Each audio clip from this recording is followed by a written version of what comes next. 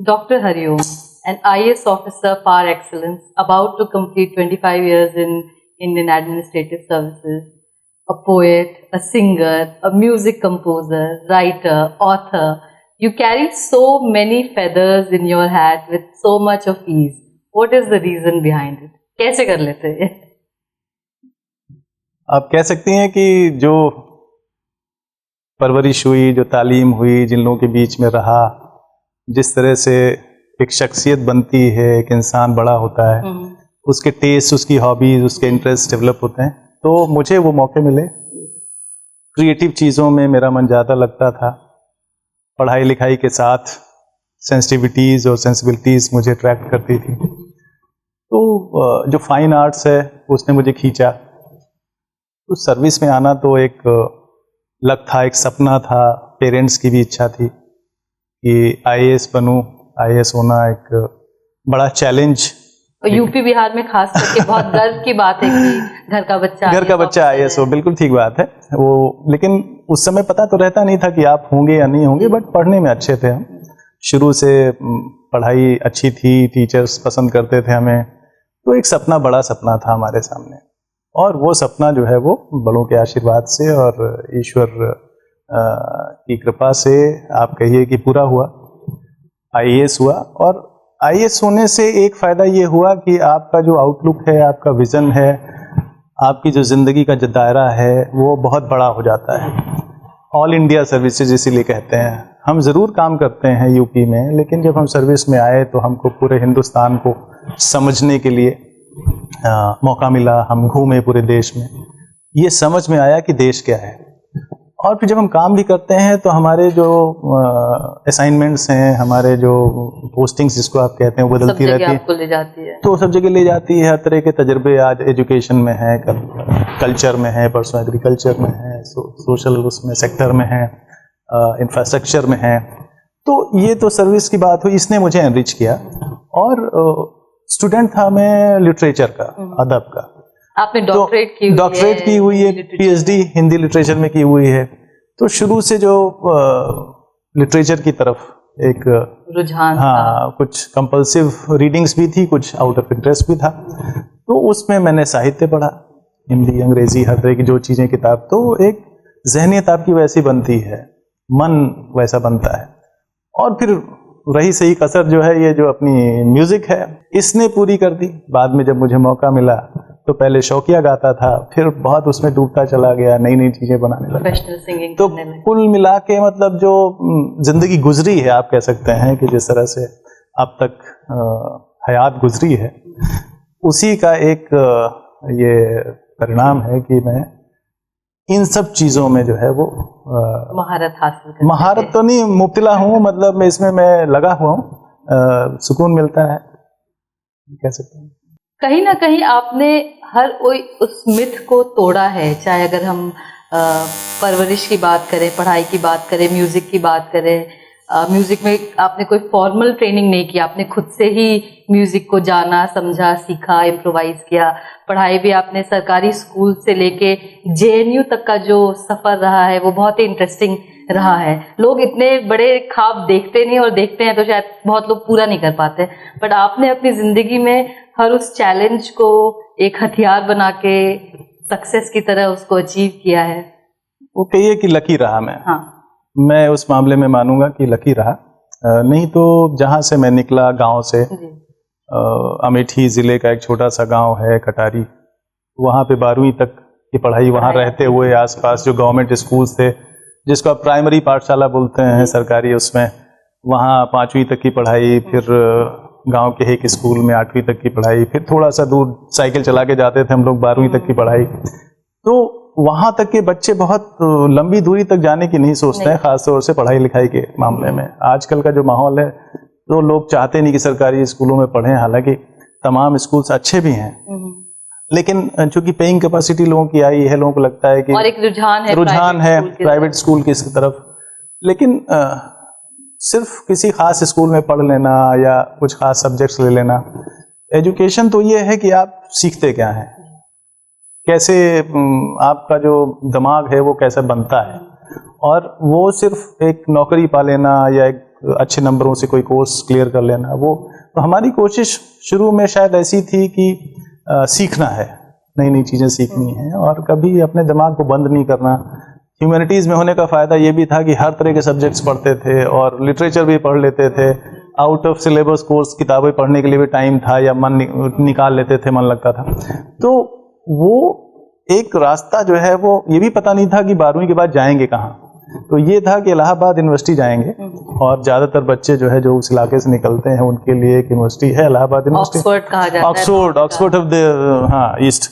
तो वो जो है हम लोग पहुंच गए वहाँ पे एंट्रेंस टेस्ट हुआ तो पढ़ने में अच्छे थे तो नंबर्स अच्छे आए तो एडमिशन हो गया। सबसे अच्छा हॉस्टल मिल गया, एक म्योर हॉस्टल होता था, ए एन झा हॉस्टल, तो वो भी मिल गया। किसी को हम जानते भी नहीं थे जब इलाहाबाद गए, शायद उतने बड़े शहर में हम पहली बार गए भी थे, वो भी अकेले गए। तो तमाम तरह के इनहाइबिशंस थे, तमाम तरह का मन में संकोच था, डर था कि बड़े शहरों में, हम गांव के बच्चे थे तो बड़े शहरों में ज़िंदगी कैसे गुजरेगी। लेकिन धीरे धीरे और वहाँ जाने के बाद 3-4 साल जब ग्रेजुएशन किया तो लगता है कि यहाँ से भी आगे जाना है। ये लगा कि ये थोड़ा स्टैग्नेशन आ रहा है यहाँ की लाइफ में, तो दिल्ली निकल गए, JNU पहुँच गए। बाद में फिर यूरोप जाने का भी मौका मिला, पढ़ाई के सिलसिले में ही डबल मास्टर्स किया मैंने। तो वो मैं लकी रहा और सर्विस में भी आया तो बहुत अच्छे नंबर से आया, बहुत रैंक अच्छी थी। हिंदी माध्यम से मैंने IAS परीक्षा दी और उसमें मैं टॉपर था ऑल इंडिया। तो वो भी एक चीज़ थी कि बहुत कुछ नहीं चाहा था वो भी मिला, उस तरह से मिला। और इसको मैं एक सिंसियर स्टूडेंट तो मैं था, लेकिन मैं मानता हूँ कि मैं लकी रहा ज़्यादा और मेरे जो टीचर्स थे, जो गुरु थे, उन्होंने मुझे अच्छे से पढ़ाया। बट आपने पढ़ाई भी कहीं ना कहीं की, मेहनत की, नहीं वो तो आपने कोई कसर अब वो तो मैंने की, वो तो मैं हमेशा एक चीज़ मेरे अंदर थी कि लगन बहुत थी। जिस चीज़ में मैं लगता था, मैं हमेशा ये मानता था कि लाइफ में प्रायोरिटीज़ आपकी क्या है। अगर आपकी प्रायोरिटीज़ आपको क्लियर है कि आपको करना क्या है तो उसके लिए आप वक्त निकालते हैं, उसमें आपका मन लगता है। किसी सुपरविजन, किसी जो है एक्सटर्नल डिसिप्लिन की ज़रूरत नहीं होती है। तो बच्चों पे भी हम जैसे उनको बहुत फोर्स करते हैं पढ़ने के लिए तो वो बैठे रहेंगे लेकिन रिजल्ट अच्छा नहीं आएगा जब तक वो अंदर से नहीं आएगी। तो मेरे अंदर ये था शुरू से। और म्यूजिक में भी आप कह सकते हैं कि कोई फॉर्मल, मतलब किसी इंस्टीट्यूट में दाखिला लेके नहीं किया कोई, बट वैसे मैंने सीखा है, मैंने बहुत गुरुओं से सीखा है। तमाम जहाँ मुझे मौका मिला, जो भी जानकार लोग थे उनसे मैंने सीखा। और जो राग रागनियाँ हैं, क्लासिकल जो बंदिशें हैं, उनमें क्या स्वर लगते हैं, कैसे। तो संगीत में वो एक तालीम, हमारे उस्ताद अहमद हुसैन, मोहम्मद हुसैन, जिनको मैं गज़लों में अपना उस्ताद मानता हूँ, वो कहते हैं कि भाई जो है, जो शागिर्द है, जो स्टूडेंट है, वो जो है आमिल, मतलब वो अमल करे, और जो उस्ताद है उसको काबिल होना चाहिए। वो काबिल होगा तभी स्टूडेंट को वो बताएगा तो वो अमल करेगा, सीखेगा। लेकिन ये उस्ताद और शागिर्द से भी अलग एक चीज होती है, जो होती है बोलते हैं खुदा, तो जो ईश्वर, वो कहते हैं उसको शामिल होना चाहिए।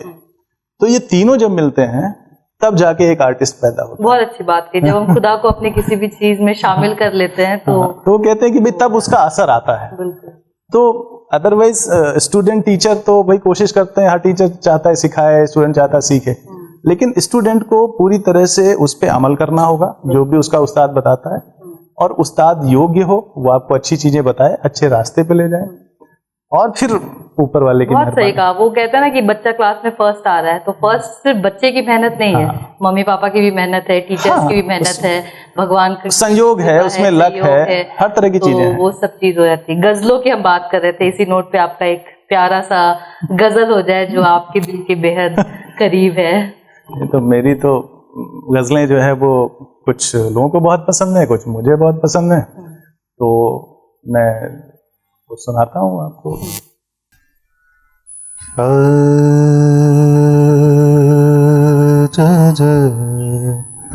ओ मैं तेरे प्यार का मारा हुआ हूँ,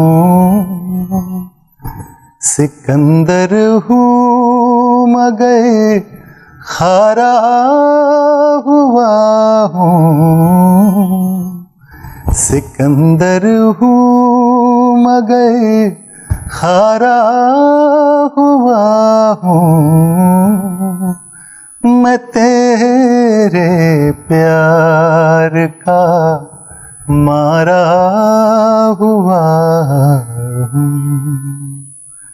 नहीं अब मंजिलों की चाह मुझको, नहीं अब मंजिलों की चाह मुझको, तेरी गलियों का बंजारा हुआ हूँ, तेरी गलियों का बंजारा हुआ हूँ, सिकंदर हूँ मगर हारा हुआ हूँ, मैं तेरे प्यार का मारा हुआ हूँ। वाह, बेहतरीन। तो ये रही मेरी वो गज़ल जो मेरी पहचान है और ज़्यादातर लोगों की ज़ुबान पे है, लोगों को अच्छी लगती है, तो मैं सबसे पहले दर्शकों और ये को बहुत पॉपुलर है। किताबों की भी जहाँ हम बात करते हैं और संगीत की करियर की बात करते हैं, म्यूजिक से पहले आपका राइटिंग का सफ़र शुरू हुआ और आपने बहुत सारी किताब की हैं, पोइट्री पे किया है, बायोग्राफीज करी है, जर्नी जो होती है आपने ट्रैवल लॉग्स किया है, आपकी एक रीसेंट बुक है कैलाश मानसरोवर यात्रा जो अभी काफ़ी लेटेस्ट किताब है, लेटेस्ट है, लोग काफ़ी इसको शेयर कर रहे हैं सोशल मीडिया में। तो इसकी जर्नी बताइए, कैसे आपने इस किताब को लिखने के बारे में सोचा और कैसे ये पूरा हुआ? ये तो मैं सिर्फ ये कह सकता हूँ कि कैलाश मानसरोवर यात्रा जो है आस्था के वैचारिक आयाम, ये तो बाबा भोले की कृपा मान लीजिए इसको। कोई प्लानिंग नहीं थी, बिल्कुल कोई नोट्स नहीं थे, कहीं कुछ सोचा नहीं था, लेकिन जब यात्रा पूरी हुई, जो तजुर्बे मुझे मिले, जो कठिनाइयाँ थी उसमें, जिस तरह का एक ग्रुप डायनेमिक्स काम करता है, हम लोग 8 लोग थे एक साथ, साथ में रहना 11 दिन और उन मुश्किल हालातों में पूरा नेपाल क्रॉस करते हुए तिब्बत और वहाँ से लौट के आना, तो आने के बाद लगा कि नहीं, ये जिंदगी में जो है वो रेयर एक्सपीरियंस है, one time life time experience है, तो इसको कहीं न कहीं इसको पेन डाउन करना ज़रूरी है। और एक राइटर जो दिमाग में था, वो जब वो यात्रा पे था तब भी ऑब्जर्वेशन उसका चलता रह रहा था, बहुत ही माइन्यूट डिटेल्स में वो जा रहा था, और वो भक्ति का एक आस्था का तो था ही एक भाव, लेकिन उसके साथ साथ एक जो दिमागी जो वो चीज जाने से पहले आपने नहीं सोचा? बिल्कुल नहीं सोचा था, बिल्कुल कोई सोचा ही नहीं था। ट्रैवलॉग मैंने आज तक लिखा ही नहीं। मैं पूरा यूरोप 1 साल रह के आया, घूम के आया, तमाम कंट्रीज मैंने देखी दुनिया की। उस समय सोचा था कि कुछ लिखूंगा, लेकिन बाद में ट्रैवलॉग मुझे लगा शायद मैं ट्रैवलॉग में उतना मुझे, उस समय ट्रैवलॉग का जमाना भी नहीं था, जमाना लेटेस्ट ट्रेंड हो गया। नहीं, ऐसा नहीं है। ट्रैवलॉग का जमाना तो हमेशा ही था। बड़े बड़े हमारे यहाँ तो चीनी यात्री आ चुके हैं, और हमारे राहुल सांकृत्यायन साहित्य का इतना बड़ा नाम है, जो अथातो घुमक्कड़ जिज्ञासा वो। लेकिन ट्रैवलॉग अभी चूंकि मोबिलिटी बहुत बढ़ी लोगों की, तो अब लोग एक जगह से दूसरी जगह जाना शुरू किया। पहले बहुत लोग बहुत नहीं जाते थे, जो एडवेंचर्स लविंग थे वही जाते थे, तो वो लिखते भी थे। तो लेकिन ये यात्रा मुश्किल यात्रा है, आसानी से ना वहाँ जा सकते हैं ना पूरी कर सकते हैं। फिजिकल टफनेस भी चाहिए, मेंटल टफनेस भी चाहिए, एकदम डिफरेंट टेरेन होता है, आस्था भी चाहिए, वो तो प्रॉपलिंग फोर्स है ही है। तो वो आने के बाद मुझे लगा कि नहीं, जो एक्सपीरियंसेस हैं उनको लिखना चाहिए। और पहले नहीं सोचा था कि किताब होगी, मैंने सोचा था एक थोड़ा सा आर्टिकल टाइप का होगा, राइटअप होगा।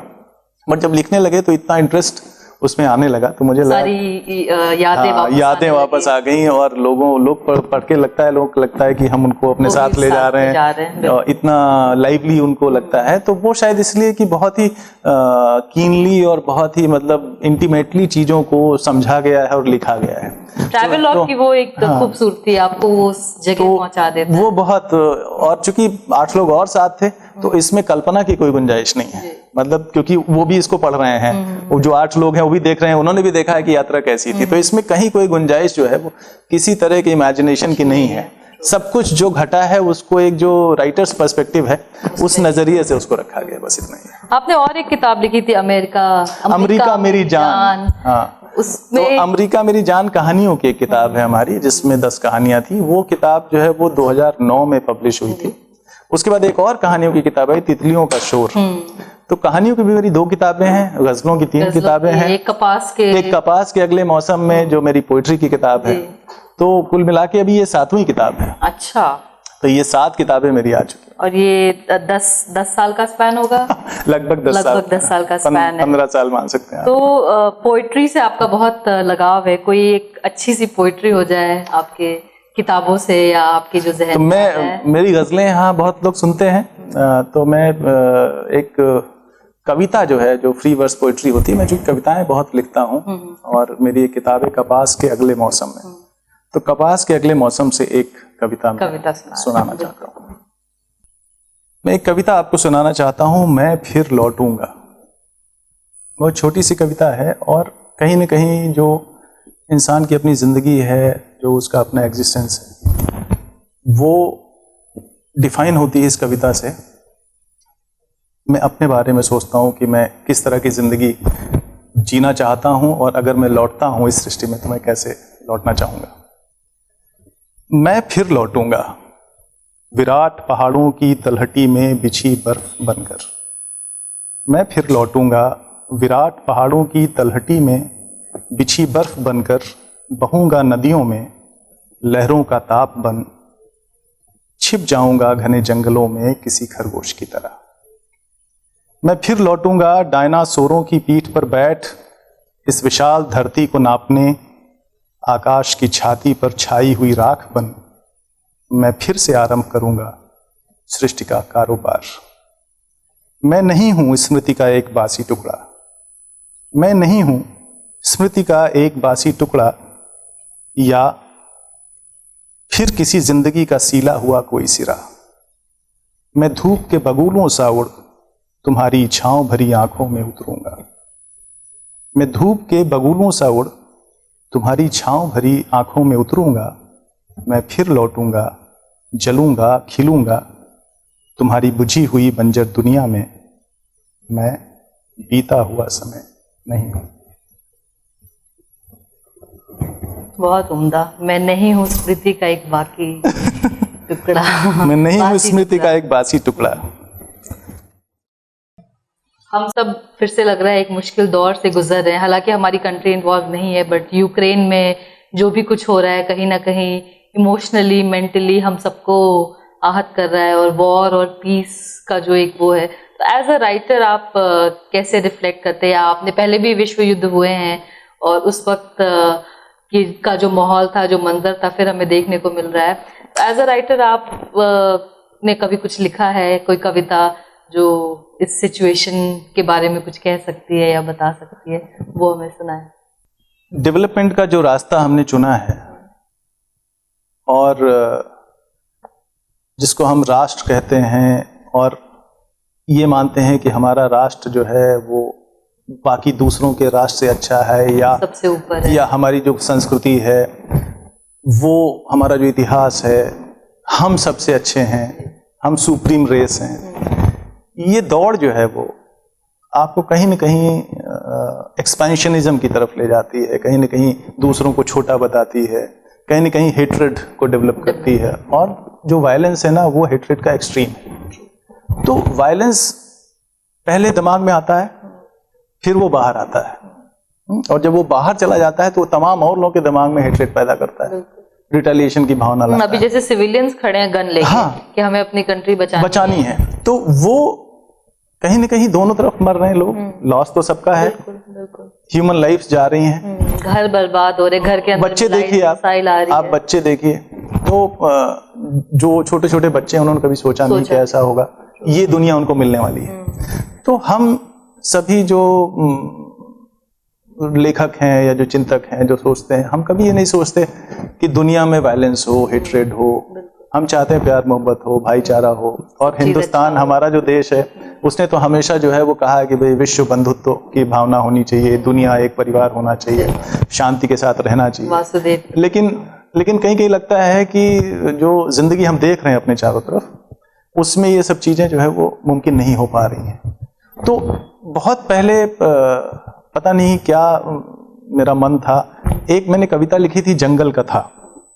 तो जंगल कथा, जंगल जो है वो एक रूपक है जिसमें कुछ खूबसूरत चीजें भी हैं, अच्छी चीजें भी हैं, हरियाली है, बहुत जीव जंतु हैं, एक लाइफ है, जंगल फुल ऑफ लाइफ भी है, लेकिन कहीं साइकिल चलती हाँ, रहती है लेकिन कहीं ना कहीं वो बहुत भयावह भी है, डरावना भी है, रास्ता नहीं है उसमें, खो जाने का खतरा है, बहुत हिंसक जीव भी हैं।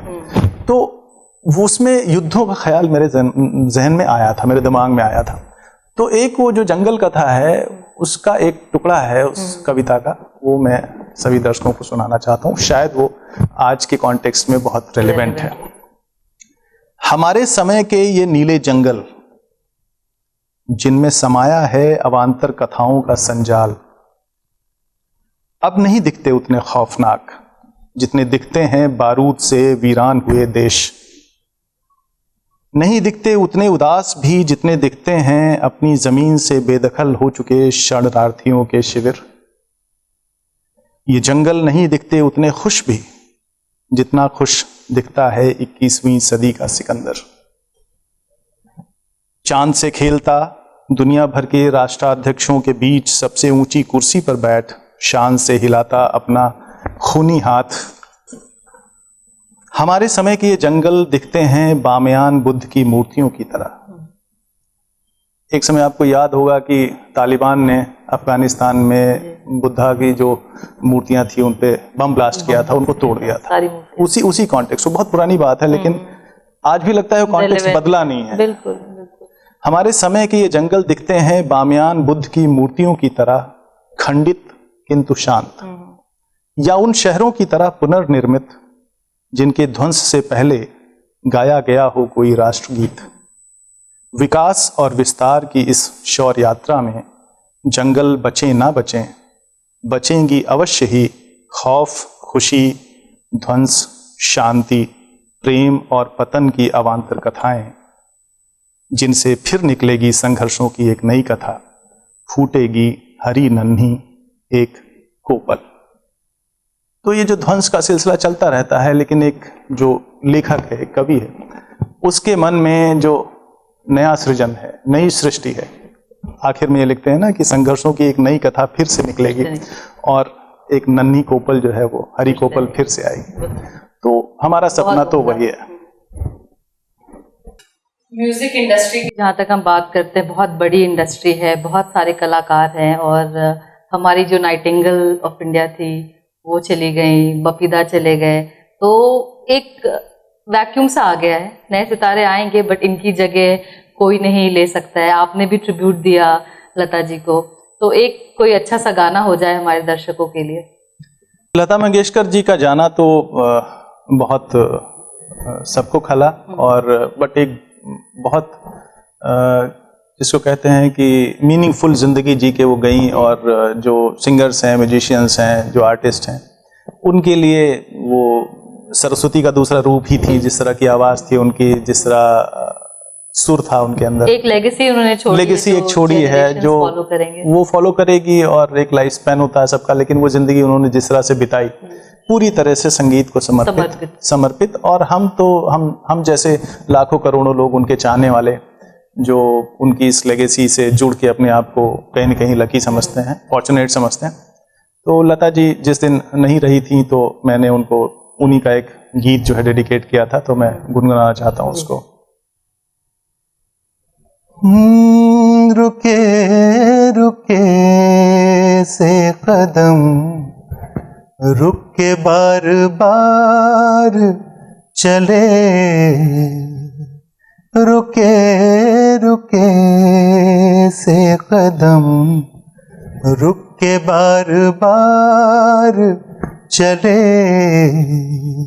करार लेके तेरे दर से बेकरार चले, रुके रुके से कदम, रुक के बार बार चले।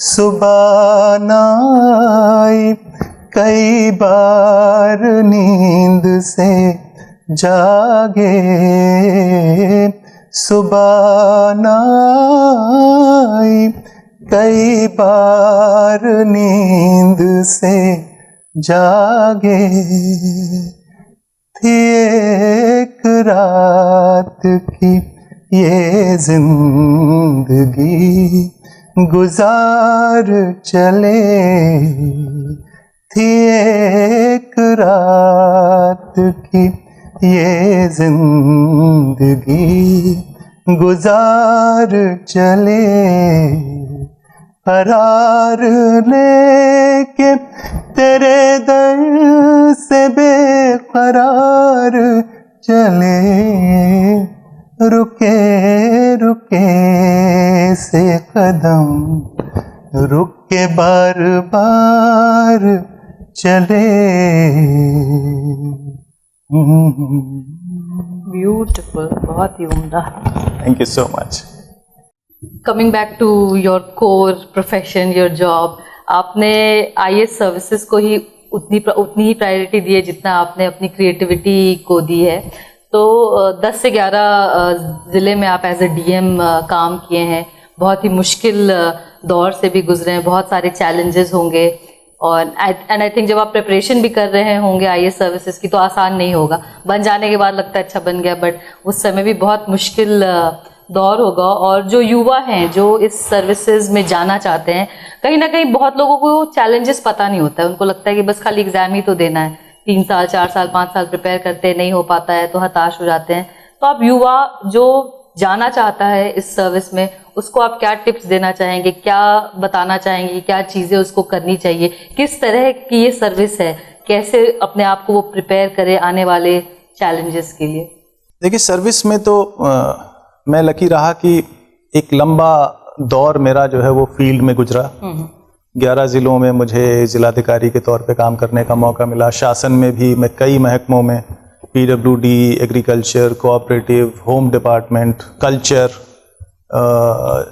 Social welfare sectors, land consolidation, ये गवर्नमेंट लेवल पे भी कई वेराइटीज, बहुत important portfolios, sports director sports था मैं। तो ये तो डिपेंड करता है कि गवर्नमेंट आपको कहाँ पोस्ट करती है। तो उस मामले में भी मैं बहुत लकी था, बहुत अच्छे असाइनमेंट्स थे, बहुत फील्ड में भी खूब काम करने का मिला और वहाँ से मैंने बहुत सीखा। IAS offers you diversified of responsibilities और आपको डिफरेंट एक्सपोजर्स देती है, आपको एनरिच करती है अगर आप सीखना चाहें तो बाकी सर्विसेज से अलग है, जिसमें एक लीनियर एक आपका प्रोफेशनल एंगेजमेंट होता है। इसमें ऐसा नहीं, इसमें डाइवर्सिफाइड है। आप नेक्स्ट मॉर्निंग एकदम अपोजिट डिपार्टमेंट में हो सकते हैं, जो हो सकता है आपके इंटरेस्ट का ना भी हो। तो वो जो है मुझे अच्छा मौका मिला और मैंने सब जगह सीखा। और अभी मैं सामान्य प्रशासन विभाग में हूँ, तो सिविल मिलिट्री कोऑर्डिनेशन और इंटर स्टेट काउंसिल्स के जो इंटर स्टेट इश्यूज़ होते हैं उनके साथ डील कर रहा हूँ। तो हर डिपार्टमेंट, हर एक असाइनमेंट आपको डिफरेंट जो है वो सेट ऑफ रिस्पॉन्सिबिलिटीज एंड जो ड्यूटीज़ हैं वो आपको ऑफर करता है, बहुत चीज़ें सिखाता है आपको। तो ये सर्विस आपको तैयार करती है कि आप जो एडमिनिस्ट्रेटिव एक स्पेक्ट्रम है हमारे देश का, उसमें आपको कहीं भी आप अपने आप को कंफर्टेबल फील करें जब भी आपको मौका मिले। तो इलेक्शंस, जैसे खूब इलेक्शंस कराने का, एक इलेक्शन एक डिफरेंट, अभी आप गोवा में भी थे, इलेक्शंस करा रहे थे। ऐसे में बाहर भी एक बार जिम्बाब्वे गया था मैं इंटरनेशनल ऑब्जर्वर बन के। तो वो मौके मुझे मिले, देश के लगभग सभी हिस्सों में जाके मैंने इलेक्शंस कराए। तो वो एक डिफरेंट डेमोक्रेसी का हॉलमार्क है। इलेक्शंस अगर फ्री एंड फेयर इलेक्शंस हो रहे हैं तो वो आपकी डेमोक्रेसी को मजबूत करता है। तो मुझे बहुत अपॉर्चुनिटीज़ मिली हैं and I am thankful to God and my destiny, I can say. तो जो नए बच्चे हैं उनको लगता है कि ये ऑल इंडिया सर्विस या सिविल सर्विसेज एक बेस्ट अपॉर्चुनिटी है ज़िंदगी में, सुख सुविधाएं और ऐशो आराम और वो सब, गाड़ी घोड़ा नौकर चाकर, वो नो डाउट वो सबको आकर्षित करता है। एक अच्छी ज़िंदगी आप जीना चाहते हैं, लेकिन उसके साथ जो रिस्पॉन्सिबिलिटीज आती हैं, आप how civil service servant is different from others. Civil servant कहते हैं, हाँ, तो सिविल सर्वेंट कहते हैं। सेवा के अलावा भी आप उसमें यूनिक कैसे हैं, क्या डिफरेंट किया आपने, क्या आपने ऐसा पॉलिसी पैराडाइम दिया जो डिफरेंट था, जो पहले नहीं था, जिससे लोगों को लोगों का भला हुआ। तो सिविल सर्विसेज जो है वो पब्लिक सर्विस है। आपको वो इसलिए सब कुछ पैराफर्नेलिया दिया जाता है कि आप अपनी जो छोटी छोटी चिंताएं हैं, वरीज हैं, उनसे मुक्त हो जाए, उनसे मुक्त होके आप देश के लिए कुछ अच्छा करें, सोसाइटी के लिए अच्छा करें। तो हम सभी कोशिश करते हैं अपनी तरफ से, एंड वो उसके लिए आप मेंटली प्रिपेयर्ड हो जाइए कि आप उन रिस्पॉन्सिबिलिटीज को लेने के लिए कभी आप 18 घंटे भी आपको काम करना पड़ सकता है, कभी आप को ज़्यादा आराम भी मिल सकता है, टफ डिसीजंस लेने हो सकते हैं, आपको लगेगा कि, तो कहीं ना कहीं आपको उस तरह से चीज़ों को देखने की आदत होनी चाहिए। लेकिन वो एक स्टूडेंट जब आप रहते हैं तो आपको ये सब चीज़ें नहीं समझ में आती है, ना आपका कोई एक्सपीरियंस, पता भी नहीं होता। तो आप एक यूथ को मैं ये कहना चाहूँगा कि आप civil services is the best career option, you should go for it, but this is the toughest exam, so prepare yourself very hard। और जिसको कहते हैं कि दिन रात 24 घंटे उठते बैठते खाते पीते सोते सब आपको, अगर सिविल सर्विसेज के सपने आते हैं, अगर आपको उस एग्ज़ाम को निकालना है तभी शायद आप उसको निकाल भी पाएंगे, क्योंकि ऑल इंडिया लेवल का एक मोस्ट टफेस्ट एग्ज़ाम होता है जिसकी तैयारी आपको बहुत अच्छे से करनी होगी। और आजकल के दौर में जहाँ इन्फॉर्मेशन फ्लो इतना ज़्यादा है, कंपटीशन इतना ज़्यादा है, सभी बच्चे देना चाहते हैं, उनको इतने प्रोफेशनल टिप्स हैं, कोचिंग वगैरह हैं, सब कुछ एक्सपेंसिव भी है, खर्चीला भी है, तो उसमें आसान नहीं है। तो आप देखें कि आपके शुरू से, और फाउंडेशन जो है एक दिन में बनती नहीं, प्रिपरेशन एक दिन में होती नहीं है। आप 10वीं 12वीं ग्रेजुएशन, पोस्ट ग्रेजुएशन हो जाता है, आप माइंडसेट उतना ना भी हो, लेकिन आपकी फाउंडेशन कितनी मजबूत है, आपके पास जो बॉडी ऑफ नॉलेज है, वो आप एक अच्छे स्टूडेंट रहे हैं कि कैजुअल काम चलाऊ रहे हैं, तो और उसके बाद नई चीज़ों को सीखने की ज़रूरत, और प्रोफेशनल गाइडेंस, वो सारी चीज़ें मिलके, और हार्ड वर्क जिसका कोई सब्स्टिट्यूट नहीं है। आप ये नहीं कह सकते कि मैं बहुत लकी था मैंने एग्जाम निकाल लिया। आप सारे लोग बहुत हार्ड वर्क करते हैं, उसमें जो लकी होता है वो टॉप उसमें आता है, फिर नीचे आते हैं। जो हाँ, हो सकता है कि आप बहुत अच्छे स्टूडेंट हो फिर भी ना आए, क्योंकि बहुत लिमिटेड सीट्स हैं। तो आप कोशिश करें। दूसरे एक सवाल और बार बार पूछा जाता है कि भाई मीडियम क्या होता है, इंग्लिश होगा कि हिंदी होगा। तो हम जो हिंदी बेल्ट वाले जो बच्चे हैं, जितने स्टूडेंट्स यहाँ से निकल के जाते हैं, नो डाउट उनकी हिंदी ज़्यादा अच्छी होती है, लेकिन आजकल लोगों को गलतफहमी ये है कि वो हिंदी बोलते हैं तो उनकी हिंदी बहुत अच्छी है। ऐसा नहीं है। वो जैसे आप इंग्लिश सीखते हैं वैसे आप हिंदी भी, हिंदी चूंकि आपकी मदर टंग है तो आप जो है वो बचपन से बोलते सीखते हैं। हिंदी ज्यादा टफ है मुझे लगता है इंग्लिश से। नहीं, कोई भी लैंग्वेज टफ है। हाँ। मैं ये कहना चाह रहा हूँ कि कोई भी लैंग्वेज आसान नहीं है। अगर लैंग्वेज को आप निखारना चाहते हैं अपनी भाषा को, तो उसमें एक बहुत अभ्यास की जरूरत है, बहुत कॉन्शियस रहने की जरूरत है। जो शब्द, हाँ, पढ़ने की जरूरत है।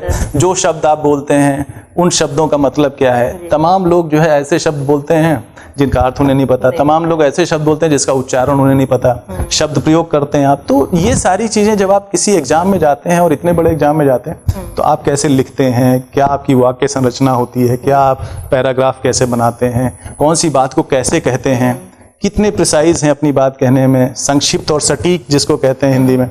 तो वो सब चीजें आपको लंबे अभ्यास से आती हैं। तो अपनी भाषा के साथ अच्छी बात यह है कि वो आत्मीयता उसमें रहती है, वो इंटीमेसी रहती है। आप आसानी से उससे कनेक्ट होते हैं। आपको किसी दूसरी लैंग्वेज में जाना हो तो आप आसान नहीं फील करते। जैसे हम बाहर जाते हैं तो जैसे हम इंग्लिश को लेके जो हमारा हाल है वही अंग्रेजों का हिंदी को लेके होगा, या साउथ के जो लोग हैं वो हिंदी को लेके होगा। हमारा जैसे कन्नड़ मलयालम के सामने जो हाल है उनका हमारे हिंदी के सामने होगा। तो कोशिश ये करनी चाहिए कि आपकी जो भाषा मजबूत है उसके साथ आप तैयारी करें, उसके साथ एग्जाम दें। आज की तारीख में हर सब्जेक्ट से रिलेटेड जो मटेरियल है वो मार्केट में उपलब्ध है। जो हिंदी बोलने वाले जो स्टूडेंट्स हैं वो बहुत अच्छा कंटेंट उनके पास है। मोस्टली सेलेक्ट हो रहे हैं आजकल के जो बच्चे, हिंदी स्पीकिंग बेल्ट के जो बच्चे हैं वो जा रहे हैं और वो जो है सर्विसेज में भी आ रहे हैं। तो ये ना सोचे कि आप अंग्रेजी कमज़ोर है तो ये एग्ज़ाम नहीं निकाल सकते। आप निकाल सकते हैं। मैं उसका उदाहरण हूँ। मैं टॉप किया था, मेरे खूब अच्छे नंबर थे। ना सिर्फ हिंदी में अच्छे नंबर थे, बाकी सब्जेक्ट्स में भी बहुत अच्छे नंबर थे। तो वो कर लें, लेकिन हार्ड वर्क बहुत है और रेगुलर पढ़ाई बहुत ज़रूरी है। आप जो है, मैं तो कहूँगा कि 8-10 घंटे की रोज़ की पढ़ाई आपकी होनी चाहिए। अगर आप इस एग्ज़ाम के बारे में सोच रहे हैं, कम से कम 1-2 साल तो आपको ये पढ़ाई करनी ही पड़ेगी। तो वो है। बाकी पॉजिटिव रहें, निगेटिव ना सोचें। सीटें बहुत कम होती हैं, हमारे देश की आबादी ज़्यादा है, जो कॉम्पिटिटिव एग्जाम्स में बैठने वाले बच्चे हैं उनकी तादाद बहुत ज़्यादा है, तो सक्सेस रेट कम है इसलिए। लेकिन जो हार्ड वर्किंग हैं, जो बहुत लकी भी हैं और बहुत मेहनती भी हैं, निश्चित तौर पे उनका सिलेक्शन होता है। और सब्जेक्ट्स लेने के लिए जो बच्चे सोचते हैं बार बार, तो सब्जेक्ट्स भी वही लें जो आप शुरू से, जिसमें आपका मन रमता है, आपका कमांड, जिसमें कमांड हो, मन लगता है, जिसमें आपका इंटरेस्ट हो। So thank you, Dr. Hariom, for giving us your time, and good luck for your musical career, writing career, IAS officer का करियर आपका चल रहा है, सब चीज में। नहीं, thank you so much Smriti ji, folk tales और मनोज, आप सभी की जो टीम है, बहुत अच्छा काम कर रहे हैं आप, और मुझे अपने साथ यहाँ बुलाने के लिए, बातचीत करने के लिए आपका बहुत बहुत शुक्रिया।